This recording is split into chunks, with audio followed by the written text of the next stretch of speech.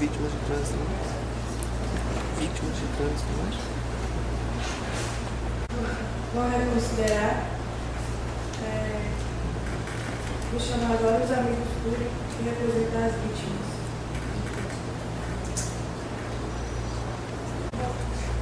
Muito bom dia a todos. Gostaria de iniciar a minha fala direcionando a cada um dos aqui presentes, em especial a cada um dos ministros, uma palavra a fim de meditarmos e a fim de direcionar mesmo por saber que o objetivo maior dessa Suprema Corte é a luta pela tão almejada justiça.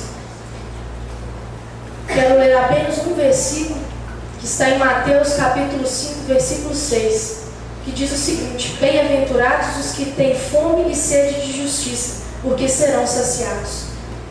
A priori, com essas falas, é que cumprimento na pessoa da doutora Raquel Duque, excelentíssima ministra presidente dessa egrégio Suprema Corte, meus cumprimentos. Cumprimento também o excelentíssimo ministro presidente, doutor Felipe Ferreira, ministro relator, muito agradecida por ter concedido a esta amiga da corte a oportunidade de estar aqui e também buscar a justiça. Na pessoa do doutor Felipe, cumprimento todos os demais ministros. Gostaria de cumprimentar ainda a Procuradora-Geral da República, na pessoa da doutora Adriana, meus cumprimentos nesta manhã. Advogada-Geral da União, excelentíssima senhora Stephanie Comete, os meus cumprimentos. Ao advogado da Associação Brasileira de Restaurantes e Empresas de Entretenimento, a Abrazel, que muito brilhantemente expôs aqui sua tese, meus cumprimentos nessa manhã. Doutor José Luciano Gabriel. E cumprimento, por último, mas não por menos importância, os meus colegas, amigos cura, na pessoa do doutor Rafael Gia, que aqui maximizam o exercício da democracia. Não poderia esquecer de cumprimentar a plateia, todos os espectadores aqui. Creio que enche o coração de cada um de nós que estamos aqui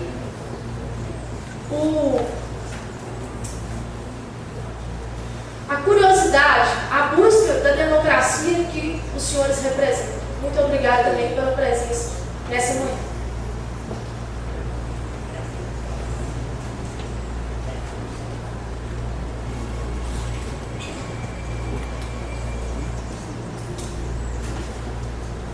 Pois bem, estou aqui na qualidade de amiga da Corte com fulcro no artigo 7º, parágrafo 2º da Lei 9.868, para defender a constitucionalidade da lei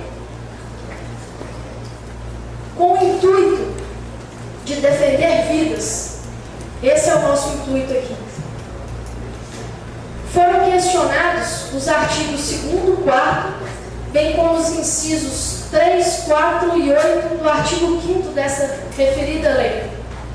Passamos então ao mérito da questão do artigo 2º, que dispõe sobre a vedação da venda e do oferecimento de bebidas alcoólicas às margens da rodovia. Pois bem, não há que se dizer de forma alguma que este artigo fere o princípio da isonomia, porque nós não podemos entender o princípio da isonomia como tão somente uma ideia de igualar as situações que por natureza são desiguais. Não há que se querer igualar situações por natureza desiguais. O princípio da isonomia, ele trata de equilibrar as situações. E data vênia, senhores, o perímetro urbano é totalmente diferente da rodovia. Por que é totalmente diferente? Em primeiro lugar, a diferença das velocidades deve ser tomada em conta. A velocidade mínima permitida para transitar na rodovia é superior à máxima permitida no perímetro urbano. Logo, nós podemos concluir que caso haja um acidente na rodovia, esse acidente com certeza em sérios danos. Também nós temos a seguinte situação de que os portes dos veículos que transitam nas rodovias, eles são diferentes daqueles que transitam no perímetro urbano. Na rodovia transitam desde os maiores aos menores, diferente do cotidiano do perímetro urbano.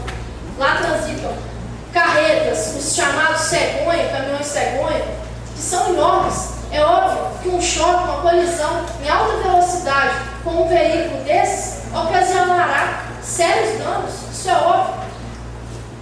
Além disso, os materiais que vários desses veículos transportam, materiais por vezes corrosivos, radioativos, explosivos. Ora, qual o dano que pode causar uma colisão com um veículo desse tipo? Ocasionar várias mortes, ceifar a vida de muitos inocentes, quando não ceifando, deixando marcas profundas, sequelas para o resto da vida. É isso que temos quando acontece um acidente na rodovia. E o que visa-se aqui não é proibir tão somente a vida de bebidas. O que visa-se aqui é defender a vida, sobretudo, o princípio maior da nossa Constituição. Afora essas considerações, existem muitos alegam que esta lei trará desemprego, o que não é a nossa ótica perfeitamente cabível, uma vez que, no que tange ao artigo 2º, que veda a venda de bebidas às margens da rodovia, é preciso datíssima pena refletir e ver a veracidade do que acontece na rodovia. Datíssima vena é cômico para nós pensarmos que alguém, algum dia, chamou um amigo para beber na rodovia. Data vênia, senhores, eu nunca ouvi contar isso. A maior fonte de lucro nos bares, restaurantes similares situados às margens da rodovia são justamente os produtos alimentícios. As pessoas estão ali de passagem, elas não estão ali para fazer festas, para beber, comemorar. Elas estão ali para satisfazer suas necessidades fisiológicas, para ingerir os alimentos que ali são oferecidos. Então, não é pertinente o argumento de que trará desemprego de modo algum. Quanto ao princípio da intervenção mínima do Estado, é público e notório que o Estado exauriu todas as possibilidades de conscientizar a população brasileira por meio de políticas públicas, usando de todos os meios que dispunha para conscientizar de uma vez por todas que bebida e direção não combinam. Portanto, data vênia, meras falas não foram suficientes. Quanto ao princípio da proporcionalidade, no que tange ao parágrafo 1º e 2º do artigo 2º, que impõe a multa, àqueles que violaram a lei, eu não vejo inconstitucionalidade alguma, uma vez que para cada lei infringida há que se impor uma sanção. Então essa multa é perfeitamente cabível, e eu diria até que caberia uma multa maior, porque se o que visa aqui é a defesa do direito à vida, como podemos aferir um valor à vida, senhores? Com base em que dizer que isto fere o princípio da proporcionalidade, da razoabilidade? Quanto vale uma vida, então? Nós sabemos, é sabido por todos nós, que muitas das vezes o brasileiro só escuta, só exerce aquilo que está em lei, obedece à lei, quando data vênia, dói no bolso, infelizmente. Portanto, com base nesses argumentos, no que tange ao parágrafo 2º desse mesmo artigo 2º, ele vem corroborar com tudo que nós dissemos aqui até agora, quando ele mesmo diz que o que foi